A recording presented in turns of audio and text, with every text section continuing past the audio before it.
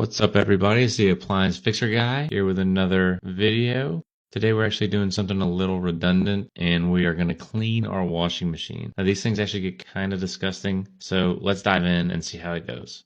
Now I'd probably get 4 or 5 calls a week from customers that need their washing machine cleaned, and they've tried everything from baking soda, vinegar, even bleach, but I'm actually going to show you how to take it apart. I mean, look at this. It actually looked clean on top, but underneath it's disgusting. Now, I'm not going to take you through every single step because who wants a tutorial on screws? We are going to take a look inside and clean up the disgusting spots, especially the bottom of the tub, and we're going to give this thing a nice fresher upper. I mean, look at this, right? And water literally does not even get to this point on the tub, and it's still gross. And this is why we clean.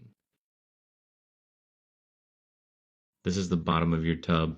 It definitely needs some love. And this is a pretty clean washer compared to what I've seen. A little bit of soap, soft brush, paint scraper. We're back in business.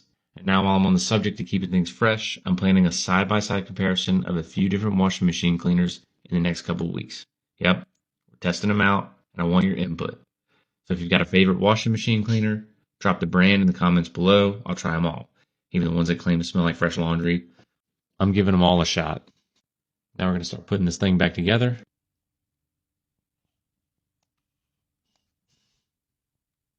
Put the cover back on, slap the cabinet back on, put the brass clips back,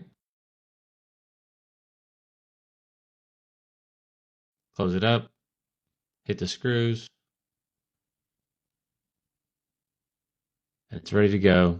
The washer's clean. I'm on to the next. Don't forget to hit like, subscribe, and share your favorite cleaner brands. I'll see you next time when we find out which one actually lives up to the hype. Stay fresh, my friends. Peace.